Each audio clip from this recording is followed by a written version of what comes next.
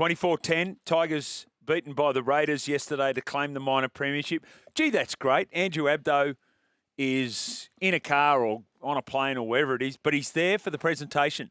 And it's they've gone a week early, but that's right. Yep. And to do it in front of that crowd yesterday, and then with 2 minutes to play, the Viking clap goes up again because they know they've got it. First time since 1990. Mal Meninga crying in the studio, like shedding a tear.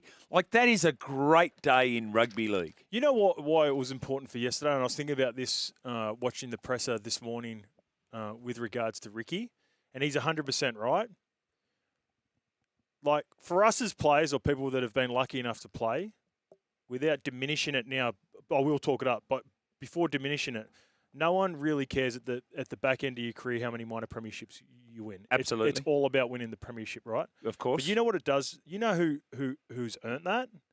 The fans at Canberra. Because a minor premiership is a regular season. Yes. So for the fans to continually turn up in Canberra at the start of the year when it was supposed to be a tough year, and they've been on the highs and lows of this Canberra team for a while. Yes. I thought Ricky nailed it with that it was a really important moment. And it was a great celebrations for the fans. And the fans turned up yesterday. It was a cracker. And they were rewarded with the trophy and the Viking clap and everything that went with it. So, did we have an absolute number on that crowd? Because I was watching it going, I could see a couple of spare seats in the top of the... The man Timmy Manar said it was sold out. He'd heard that it was sold out. He's always very strong on the commercials of anything, isn't he, Tim? He's very strong on that. So well done, Tim. That'd be right. That'd be right. Jimmy, I'm on the Tweed Coast, and if the weather was beer, it would be top of the keg, Crownie, Regards Beach. There we go. So cherry ripe for some points up there in Brizzy this afternoon? You would have thought so. Titans where versus are they? Dolphins? That's at Suncorp. Suncorp. Dolphins, Titans. That's points. That's points galore. It is. That's at 4 o'clock. I don't think we're going to miss out on too many points today, too, in a glorious day at Shark Field. So, 23,000. Well, we had people helping us on that. Shark Park. Yeah. They try to pass it off as Shark Stadium. I'm not having that. Yep. All right. So we've decided on Shark Field in the afternoon's program. And like I said before about going the early crows and bias and all that, like there's a part of me, I've got to call this with no bias, but I do not want to see Sharks play week 1 of finals at Shark Stadium. You know what it looks like right now? I'm hoping that they lose in some format, or even like if they get into the 4, then therefore they will play Canberra away from Shark Stadium. Yeah, but that'll be the next week. Oh, but then they've got to come back. Yeah. So if they lose, if they win, they go straight to a prelim, and because there is the chance now that they will finish 4th. Yeah, huge chance. Huge chance. Right. You know, we just talked about bellyache. He was furious after the game. I anticipated them resting next week. By the sounds of that presser, Jerome's coming back, he's they'll all there except Harry. All there except Harry. Yeah, Harry's got one more game. Okay, here's the thing. Even though I don't agree with it, that Harry, even maybe he might change his mind out of frustration because he was so furious and getting asked those questions live, but. So your point is Storm should still rest players. Health is going to determine this competition, Jimmy. It is so close, mate. And just because there's frustrations with that second half, I wonder if he just revisits it with his coaching staff. There you go. You've just announced it because I think you're exactly right. I think this is why it's really interesting about emotional times and emotional people. 600th game, and you totally understand why he's really disappointed. Like the Roosters were magnificent, but that was a very un-Melbourne-like second half performance. And there might be explanations in the really tough games that they've had leading up to that. And there's no Harry, and there's no Jerome, and all of that, right? But you can understand why he was so emotional after the game about it. But is it Frank Panisi? Is it Ryan Hinchcliffe? Is it someone else on the coaching staff that says, listen, our ultimate goal is to win that. We put players out there and risk the chance of injury. Here's the other one. You put Nelson out there again, you risk the chance of suspension. He got a charge. He fights it and loses his 2 weeks. Obviously, they won't do that. They'll take the fine. But it just reminded me, oh, man, he sails close to the breeze. Here's a question for you, though. Is Nelson a part of their best 17? That's for me, he is. Yes. I don't necessarily think, by the way, that he's been answering questions this year and then also Nelson playing some Queensland Cup, that Nelson even is. I hate to get all Tim Manor on everyone, but assets and liabilities, he's got great assets. He's got some liabilities about his game. I think you risk it. I think even though I would deal with it, I would have him in my team. I would hate to have to play against him. Yeah. Like with I think Alec McDonald, and he's probably not the one, or Tui Kamikamitha, I'm like, oh, they're good players. Don't get me wrong. I just don't want to play that guy. Yeah. And like the thing is with him, it feels like he's carrying the weight of not only his 130 kilo frame, just all this, like you could feel the energy around him. The one where it was at the end of the game where the offload, and it's the worst rule. It's the worst rule. Actually, Disruptor's up there. Right. Disruptor's bad. Yes. But the rule where a guy's walking back on side, no one has been able to answer this for me. Yeah. I've asked this to multiple people. What advantage, can someone tell me what huge advantage that a player gets from dawdling back on side, and then there's an offload, a passing of play, and then he catches the ball stunned, because he's never in a position where like you can take advantage of it anyway, gets tackled, and the referees go, you know what? He was a metre offside when the player was playing the ball. Let's penalise him. What broadcast were you listening to on Friday night, 8 o'clock game?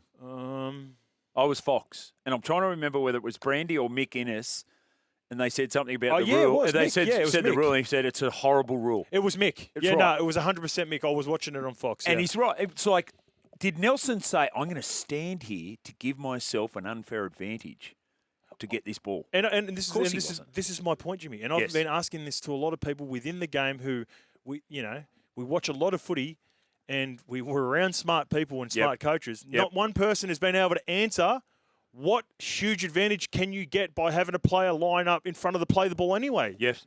Like it's just it's a stupid rule. And when so back to the point, Nelson catches it, and you can tell he just went, oh. Well, Munster was fully aware of it. Yeah. He tried to grab it, and Munster looked at him. Yeah. And so what's his teammates thinking?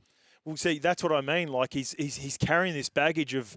Like, there was also another point in the game where Connor Watson, he's just getting up for a tackle, and Connor Watson gets up and gives him a stiff arm in the chest. And he just cops at the big fella. Because you know why?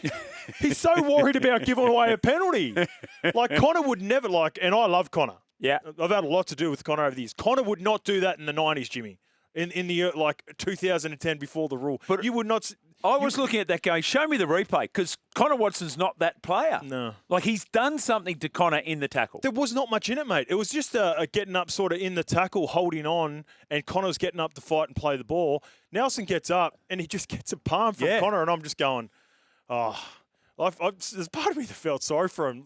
Unload, big boy. Okay, so the point is, you're an assistant coach at the Melbourne Storm, and you've convinced Craig Bellamy you got to rest, mate. Yep.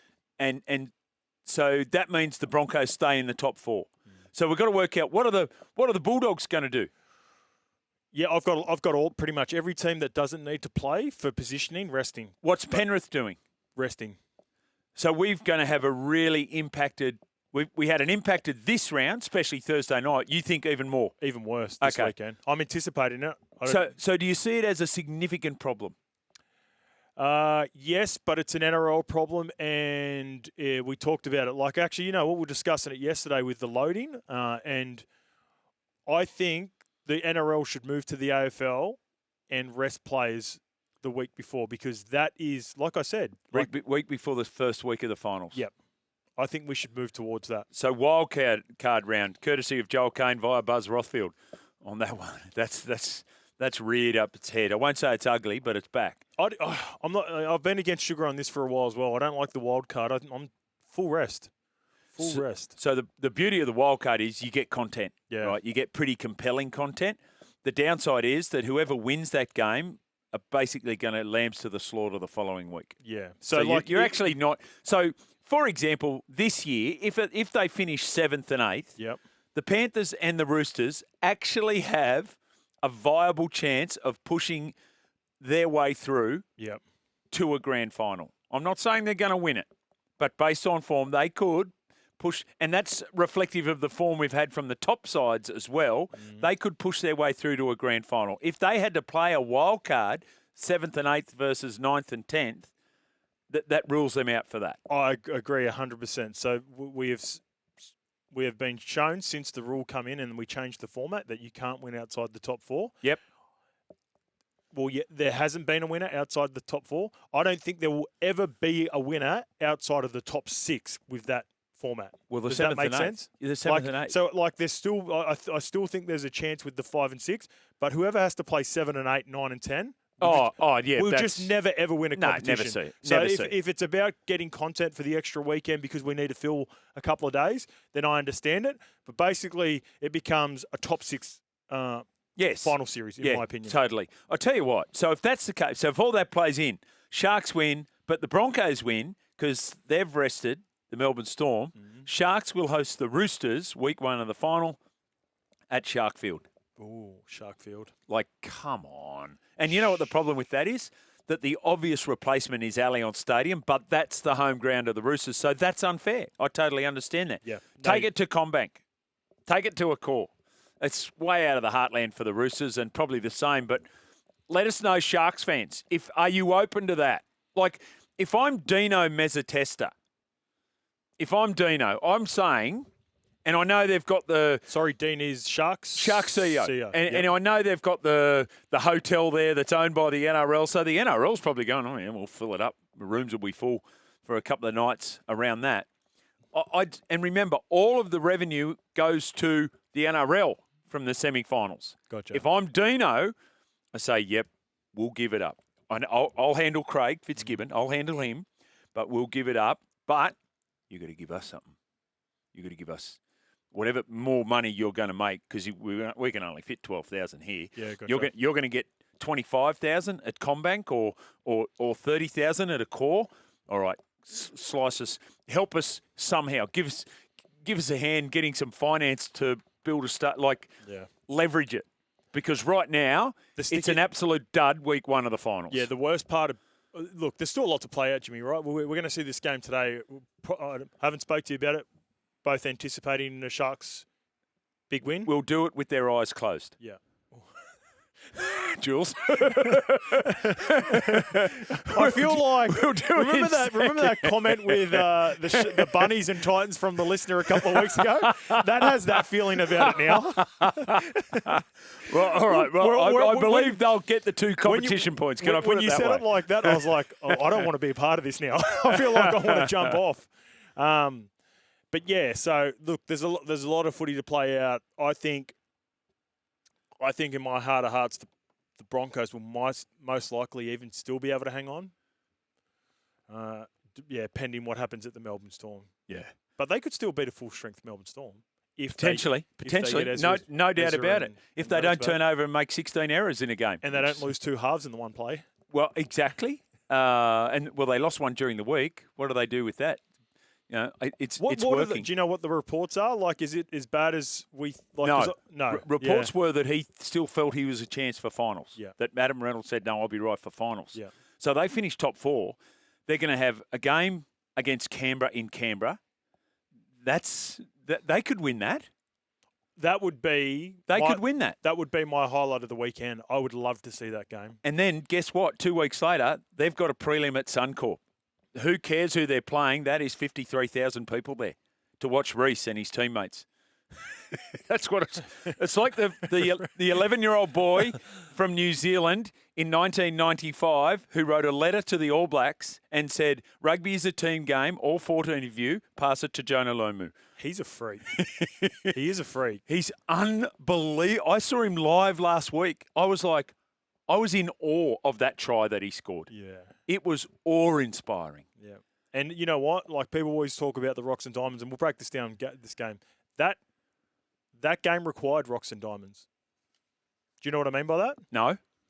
Oh, you mean just taking shots at everything? Had to have... Cowboys were playing with house money. Yep, right. End of the season. Yep. Drinkwater's on the other side. Yes. You know he's going to chance his arm. Yes. That game required it, in my opinion. That's why I wasn't as... Even though I like the way he's been building his game, I understood why Walshy kept on going at it. Yeah. Oh, And if you Madge Maguire, there's part of you goes, gee, I wish he'd get that always right. But, God, I love the way he takes the game on. The intercept and then next pass, try assist. So good. So Reese. It was a win yesterday. Not sure how comfortable it was. Doesn't matter. It was a great crowd at GIO Stadium, and the minor premiership was secured. At the heart of that was the halfback for the Canberra Raiders, Jamal Fogarty. He's on the line. G'day, Jamal. Hey lads, how are you? Mate, we are really well. First of all, congratulations on that achievement as a team. How was it celebrated? Yeah, it's obviously a cool moment for us current players to be a part of, and an awesome experience. We just kind of went upstairs into like a little family section that we have. Most of us a couple of boys had a couple of beers, and our New South Wales Cup team actually played after us. So Right. Oh, yeah. kind of went up there, had a couple of beers, and watched the boys play, and then everyone just went home and kind of crack on with the new week. Yeah, mate, tell us about some of the – Jamal, it's Justin Horo here, by the way. Tell us about some of these sort of young – you're the leader of the spine, mate. And I guess it's you and sort of Tommy Starlin as the more senior players. I just want to talk about Ethan Strange and Ko Weeks because they're having breakout seasons this year, and it feels like they're just getting more and more confident, especially after that match winner against the Panthers last week as well. Yeah, I think the best way to explain it is the new generation of kids that come out of school these days. They're just so confident in their own ability. They don't shy away from things. They really go after it. And I think the best thing about Strangey and Kaya is kind of like the less they think, the better they are and the more dangerous they are. And us as a spine, especially with me and Tommy, if we can create a little bit of ruck speed to give our edges a little bit of time and space, then obviously you guys have kind of seen what they can do. And especially with Strangey, he's just got that physical presence. In defense, he's physical, he goes after it, but then he's got the exact same mindset when he's got the ball in hand. He wants to run over blokes. He wants to palm people off. And with K, mate, he's just got that raw speed and ability to find half a gap that turns into a full opportunity for us. So it's wonderful to see their growth. And, they've both only played about, I think Strangey might be around 40 games and K might be around 30. So if you give those guys another 50 to 100 games and another 2 or 3 years' time, they're going to be superstars.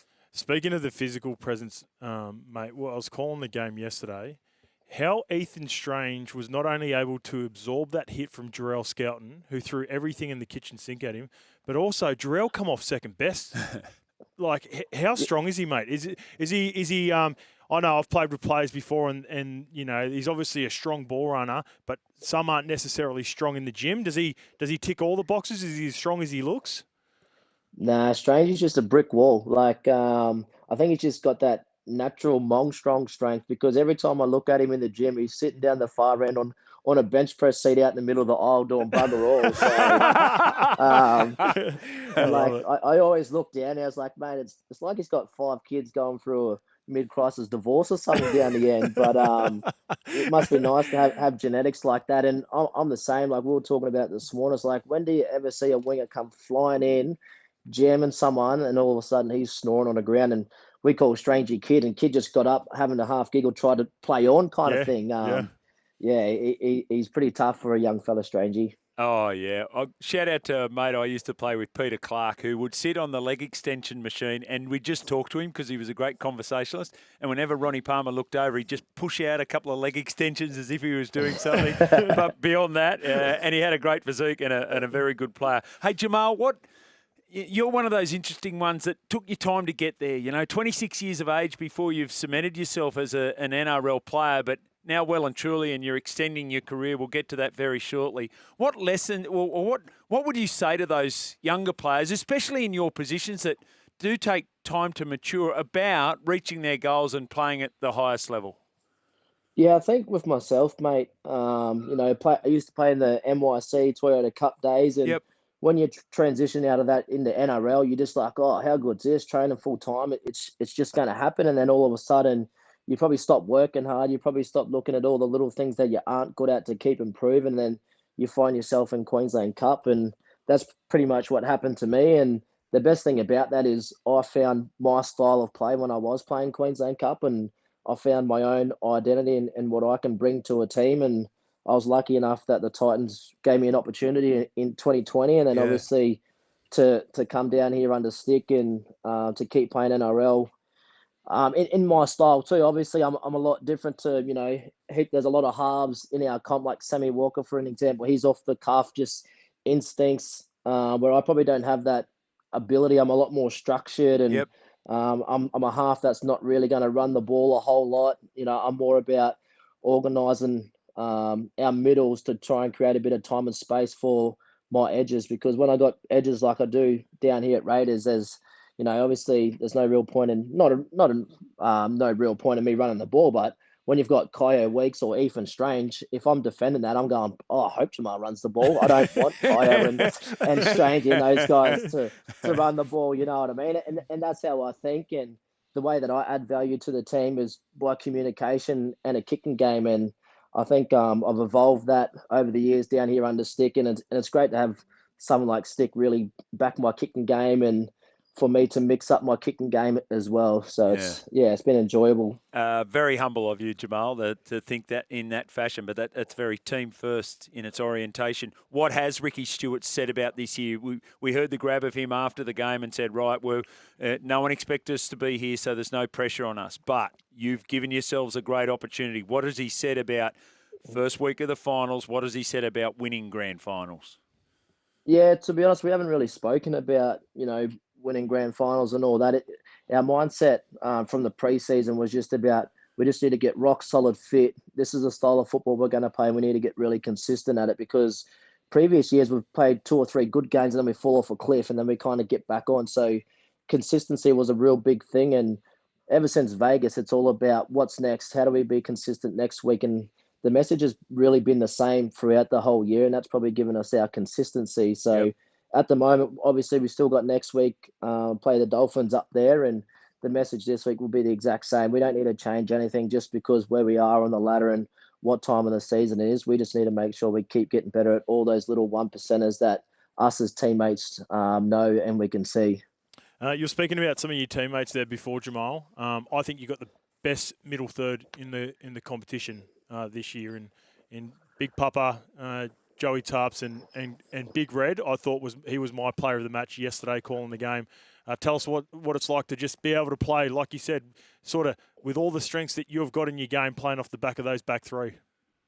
Yeah, it's a privilege, to be honest, mate. Especially someone like Big Papa. He's in a massive frame, and he's got the skill set of a halfback, and once teams kind of go, we've solved one issue, tackling Big Papa, then you got Big Red and Joey Taps coming after it. So it's kind of, a luxury for myself. And they all have their different moments and different style of play. Like we've got Joe and Big Red, they're real fiery and play a little bit unorthodox. And then you got obviously Big Papa just with his presence and his late feed and offloads. And it gives us a different dimension style of footy. But, I just love watching the big boys roll forward because they definitely make my job easier.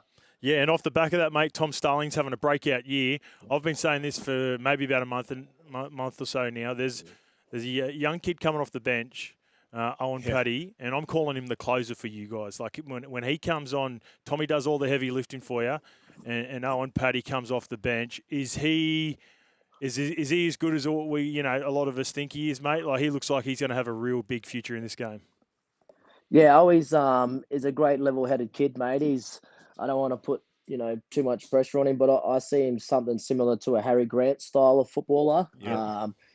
He's ultra fit, super competitive. He can run, he can pass, he can kick. So he's got all those elements to his game, and he's probably similar to Kyo and Stranger. You give him another 100 games, 150 games, then you're gonna really see what he can do. And I think him and Tommy at the moment got that nice balance, like you said before. Tommy's out there doing all the grunt work and going after collisions and setting the tone, being that energizer bunny for us. And then Owie brings on that different style of play again. So we've kind of got that nice little combo there. But Owie's also my roomie on away trips, and just for someone that's 21 years old, first year in the NRL, how he sees the game and what he thinks about footy, he's quite intelligent. Really? Yeah, the rookie in the vet, eh? Is that something, has Ricky done that on purpose, mate? Is that just, trying to learn as much from you as possible? Or is it just, you, you guys have struck up a relationship early on in his footy career as well?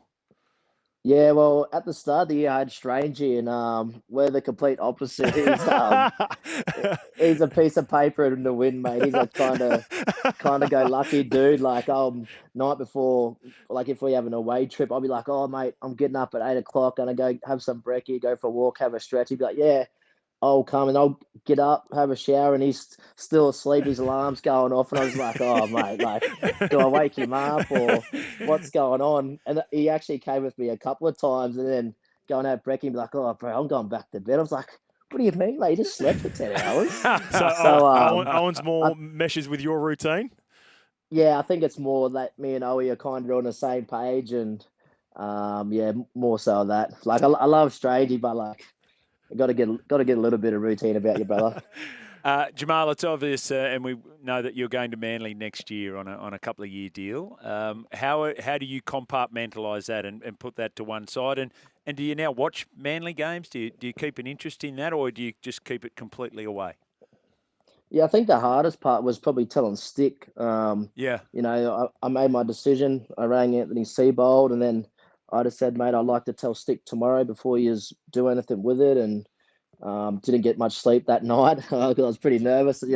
Stick, he could either take it really good or he could start spitting at you and saying some colourful words. But to be honest, he took it really well. And once I told Stick, I just said, like, it's all done now. I'm here. I'm a Raider till the end of the year, and let's just crack on with it. And every day when I go in the training, it's more about how can I enjoy myself? How can I have fun with the lads? And I'm going in there for a laugh and to stir a couple of players up. And doing that just makes me stay in the moment, keeps me present. It's been really easy, to be honest, mate. Yeah. And I do watch Manly. I'm a bit of a footy nerd. Love watching footy. If I'm not playing, I got the NRLW game out there in the lounge room on, so I watch Yeah, wow. the Titans game and the Newcastle and that play later on. So I really enjoy watching footy. Yeah, and you can see that in your game too, right? Like just hearing that from you, that Yeah, it doesn't made sense. surprise, right? Yeah. What about the Tigers, mate? Like I thought they were really good yesterday. I know you're sort of trying to focus on what you guys are doing. I was a little bit worried about the schedule for you guys heading in because all the top teams were sort of playing each other. You got a good hit out against Penrith last week, but I felt like that game from the Tigers gave you a real finals-like atmosphere because they're improving a whole heap as well. Yeah, I think the football community probably don't give them enough credit for what they've actually done this year. I think up until last week they still could have made the eight, and maybe 3 weeks ago they played a really good style against the Dogs, who are a very gritty, grindy team, and then they backed it up the week after against Manly, and then last week they kind of just went down to the Cows. So they're a team that we knew, they got nothing to play for, but they've had a couple of wins, so they're going to be confident, and they play that. Unorthodox style with the offloads, and especially when you got Jerome Luai, Buller and stuff like that. They're a team that kind of rely on the offload and disrupt your defensive line, and it felt like that yesterday. They really bring it to us. Even when they were defending, they had four guys in the tackle, really slowing it down, making it uncomfortable for us. And like I said before, it probably was a good game for us. Like back on the back of Penrith, it's not like when we played Penrith, we're in the grind, we're going set for set, whereas yesterday was a different style of game. So it's good that we can adjust to that and still find a way to win before finals. Jamal, you're a proud Indigenous man. I'm just looking at your Instagram account where there was photos of you and Xavier Savage and Seb Chris before the match against the Manly Seagulls. It was the round 23 Indigenous round, now over 2 rounds so that each team can get a home side. Do you feel supported? Do you like the initiatives that the clubs and the NRL do?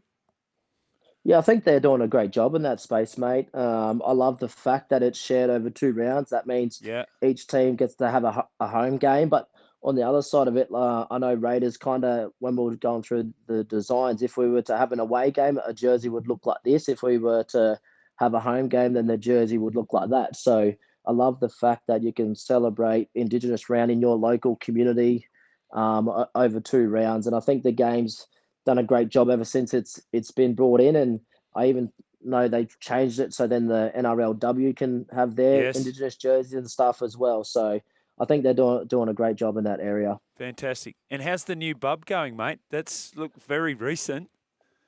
Yeah, he's going good. He's a chubby little white fella, so he loves his tucker and he's sleeping pretty good. He's a pretty chilled out little dude so far, so hopefully the sleep pattern can keep staying like this for a lot longer. Resting next week. What's the thoughts on the side? You got the game against the Dolphins. Any insight on that? Yeah, obviously I just went in today for our medicals and our reviews and got tomorrow off. And Stick said he'll talk to us Tuesday with what he's thinking. Obviously, he's the head coach. And me personally, like we had a bye just before the Penrith game, which was only 2 weeks away. Yep. 2 weeks gone. So I physically feel fresh, mentally feel good. I'd like to play, but I kind of know what Stick's like. It gets a little bit funny. So we'll wait and see what he has in store for us on Tuesday. Yeah, I think your skipper, Joe Tarpany, was on throughout the week, or was it last week with Sugar and Fletch? And he said he wouldn't mind a rest. So, like, right. Might be up to the individual. That's the beauty of it, right? Because we've been talking a lot about it, Jamal, with not only your team, all the other teams. It's sort of it's your level of health at this time of the year, right? Like you're feeling fresh. You just had a bye. You guys did all the heavy lifting at the start of the year, and then got your byes late. So it will be really interesting to see Tuesday. Whether the coaches make decisions, like you said, with Sticky to rest or not. Because for us anyway, we're anticipating most of you top teams resting players to make sure that you got the full deck of cards for the first week of finals.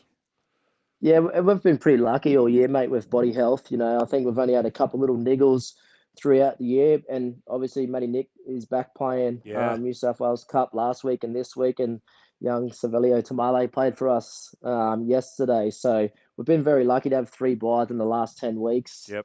Unlike other teams, I know like Melbourne have gone the last 10 weeks or so without having a bye. So each club's kind of in a different situation. And and like touching on Joey Taps, he does a lot more grunt work than me, so that's why he probably deserves a rest. He's having all the hit-ups and making all the tackles, so I can understand why he's feeling like that too.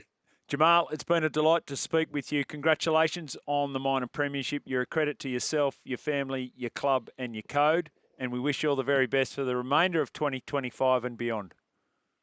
Thank you, lads. Thanks for having us, and I hope you have a good week. Yeah, you too. Jamal Can't Fogarty wait to see you in the colours next year as well, mate. Oh, Welcome. here we go. Yeah. Here we go. Welcome to Shout out, Manly, big mate. fella. Go and get the job done, brother, and then we'll see you next year. Thanks for watching. For more great content, subscribe to SEN League, your home of the greatest game of all.